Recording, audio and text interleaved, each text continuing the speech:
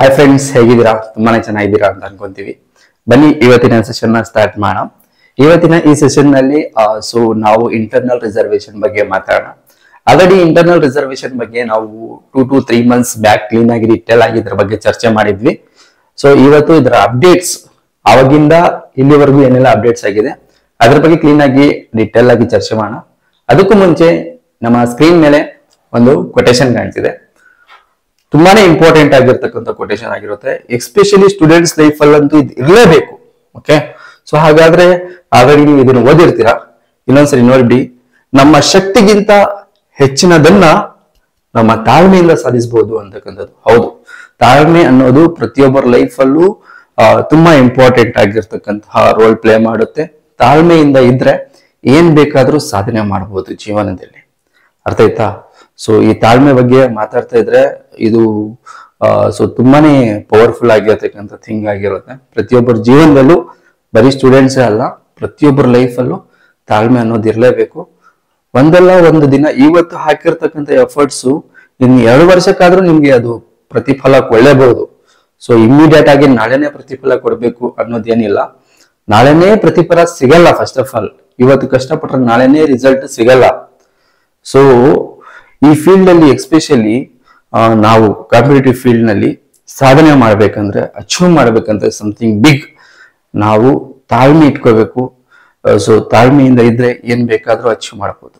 Example ನೋಡಿ, ಯಾವುದೇ ದೊಡ್ಡ ಕೆಲಸ ಆಗಿರ್ಲಿ, ಸೊ ಕಾಂಪಿಟೇಟಿವ್ ಫೀಲ್ಡ್ ಅಂತಾನೆ ಅಲ್ಲ, ಒಂದು ಬಿಸ್ನೆಸ್ ನಿಲ್ಲಿಸ್ಬೇಕಾದ್ರೂ ನೀವು ಇವತ್ತಿಂದ ಎಫರ್ಟ್ಸ್ ಹಾಕಿದ್ರೆ ಮುಂದೆ 1 ವರ್ಷಕ್ಕೂ 1.5 ವರ್ಷಕ್ಕೂ ಅದು ರಿಸಲ್ಟ್ ಕೊಡ್ತಕ್ಕಂಥದ್ದು.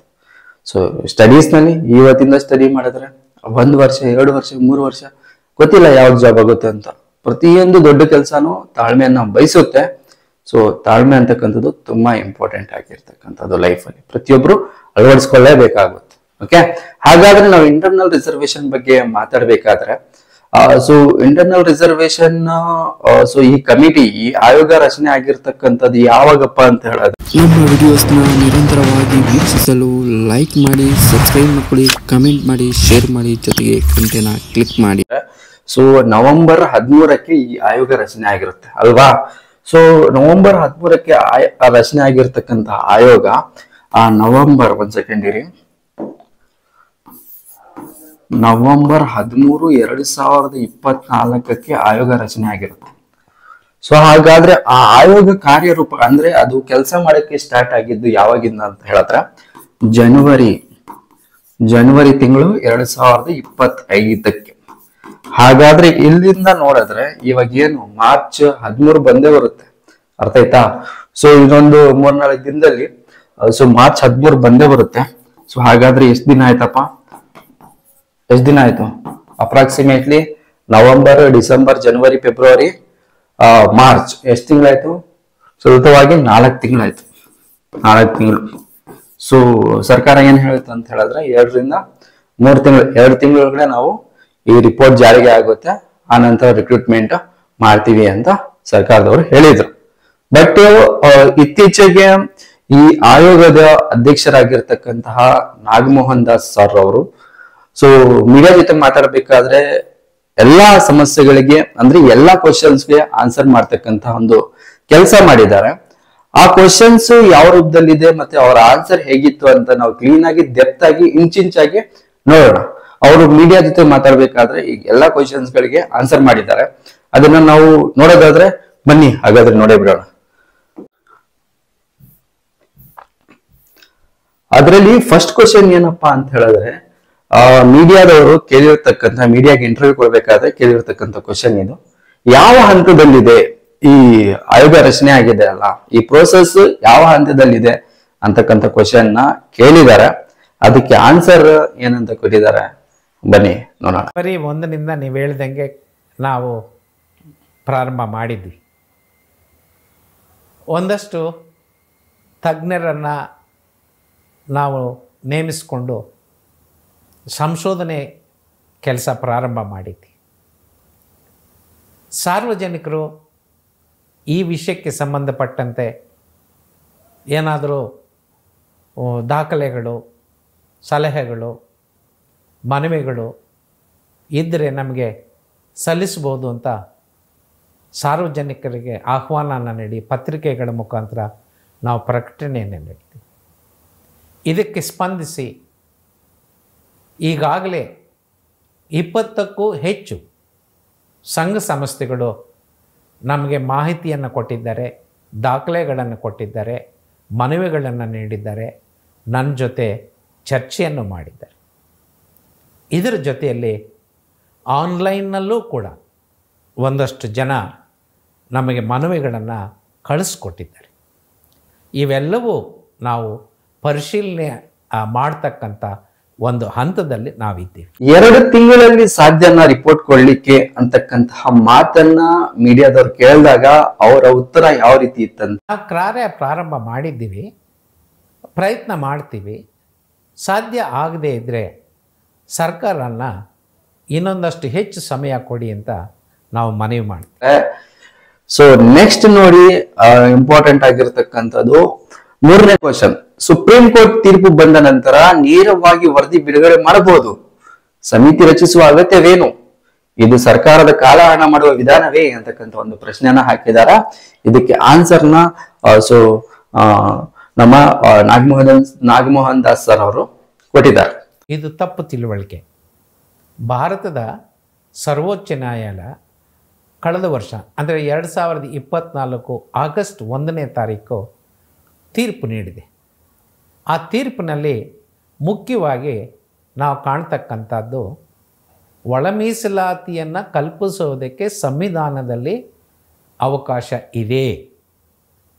2ನೇದು, ರಾಜ್ಯ ಸರ್ಕಾರವೂ ಸಹ ತನ್ನ ಸೇವೆಗಳಲ್ಲಿ ಮತ್ತು ತನ್ನ ಶಿಕ್ಷಣ ಸಂಸ್ಥೆಗಳಲ್ಲಿ ಒಳ ಮೀಸಲಾತಿಯನ್ನು ಕಲ್ಪಿಸ್ತಕ್ಕಂಥ ಅಧಿಕಾರ ಹೊಂದಿದೆ. ನೆಕ್ಸ್ಟ್ ನೋಡಿ, ಕ್ವಶನ್ ನಂಬರ್ 4th. 2011 ಜನಗಣತಿ ಅಂಕಿಅಂಶ ಲಭ್ಯ, 2021 ಜನಗಣತಿ ಆಗಿಲ್ಲ. ಸೊ ಕರ್ನಾಟಕ ಜಾತಿ ಗಣತಿ ವರದಿ ಸಹ ಇಲ್ಲ, ಅಂದ್ರೆ ಇದೆ ಕೊಟ್ಟಿಲ್ಲ. ಸೊ ಸರ್ಕಾರ ಹೊಸದಾಗಿ ಈ ದತ್ತಾಂಶದಿಂದ ನಾವು ಏನು ಕಂಡುಕೋಬಹುದು ಅಂತಕ್ಕಂಥ ಒಂದು ಕ್ವಶನ್ ನ ನಾಗಮೋಹನ್ ದಾಸ್ ಸರ್ ಅವ್ರಿಗೆ ಕೇಳಿದ್ದಾರೆ. ಇದಕ್ಕೆ ಅವರು ಏನು ಉತ್ತರ ಕೊಟ್ಟಿದ್ದಾರೆ ಅಂತ ನೀವೇ ನೋಡಿ. ಇದರ ಮೇಲೆ ನಾವೊಂದು ನಿರ್ಣಯ ಅಂತ ತಗೊಳ್ತೀವಿ.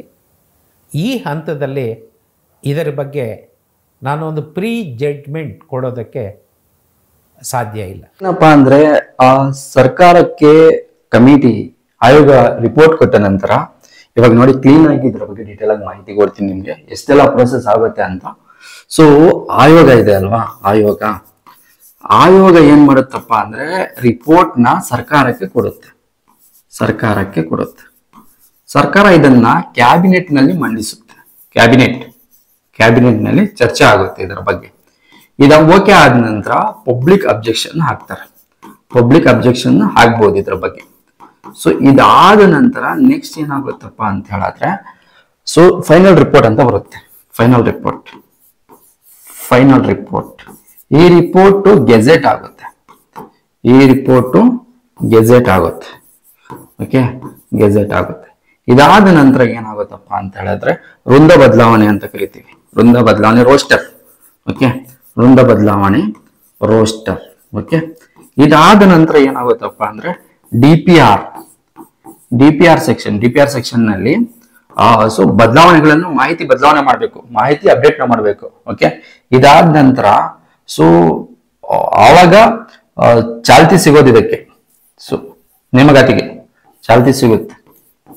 ಓಕೆ, ಇಷ್ಟೆಲ್ಲ ಪ್ರೋಸೆಸ್ ಆದ ನಂತರ ಸೊ ಹೊಸ ನೇಮಕಾತಿಗಳು ಆಗೋದಕ್ಕೆ ಸಾಧ್ಯ. ಸೊ ಹಾಗಾದ್ರೆ ಇದರ ಬಗ್ಗೆ ಎಷ್ಟು ಸಮಯ ತಗೋಬಹುದು ಅಂತಕ್ಕಂಥದ್ದನ್ನ ನೀವೇ ಸೊ ಇಮ್ಯಾಜಿನ್ ಮಾಡ್ಕೊಳ್ಳಿ.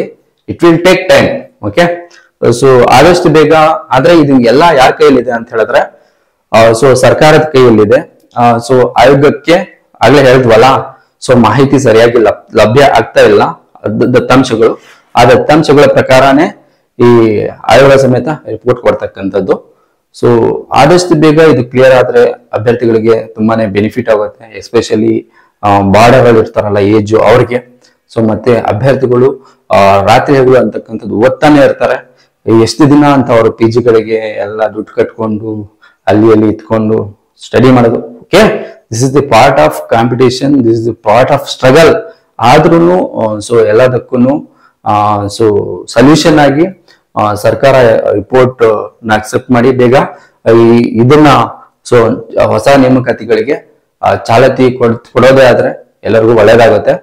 ನಾವು ಒನ್ಸ್ ಅಗೇನ್ ಸರ್ಕಾರಕ್ಕೆ ಮನವಿ ಮಾಡ್ಕೊಂತ ಇದೀವಿ, ಅಭ್ಯರ್ಥಿಗಳ ಪರವಾಗಿ ಇದರ ಬಗ್ಗೆ ಆದಷ್ಟು ಬೇಗ ಕ್ರಮ ತಗೊಂಡು ಸೊ ಹೊಸ ನೋಟಿಫಿಕೇಶನ್ ಗಳನ್ನ ಹೊರಡಿಸಬೇಕಾಗಿ ಎಲ್ಲ ಡಿಪಾರ್ಟ್ಮೆಂಟ್ಗಳಲ್ಲೂ. ಅರ್ಥ ಆಯ್ತಾ? ಸೊ ಎಲ್ಲ ಇಲಾಖೆಗಳಲ್ಲೂ. ಸೊ ಹಾಗಾದ್ರೆ ಗೆಳೆಯರೆ, ಮೀಟ್ ಆಗೋಣ. ಐ ಥಿಂಕ್ ನಿಮ್ ಎಲ್ರಿಗೂ ಸೊ ಇವತ್ತಿನ ಸೆಷನ್ ನಲ್ಲಿ ಇದರ ಬಗ್ಗೆ ಮಾಹಿತಿ ಸಿಕ್ಕಿದೆ ಅಂತ ಅನ್ಕೊಂತೀವಿ. ಅಪ್ಕಮಿಂಗ್ ಡೇಸ್ ನಲ್ಲಿ ಇದನ್ನ ನಾವು ಫಾಲೋ ಅಪ್ ಮಾಡ್ತಾ ಇರ್ತೀವಿ. ಏನಾದ್ರೂ ಅಪ್ಡೇಟ್ಸ್ ಬಂದ್ರೆ ನಾವು ನಿಮ್ಗೆ ಅಪ್ಡೇಟ್ ಮಾಡ್ತಾ ಇರ್ತೀವಿ. ಹಾಗಾದ್ರೆ ಗೆಳೆಯರೆ, ಮೀಟ್ ಆಗೋಣ ನೆಕ್ಸ್ಟ್ ಸೆಷನ್ ಅಲ್ಲಿ. ಅಲ್ಲಿವರೆಗೂ ಟೇಕ್ ಕೇರ್.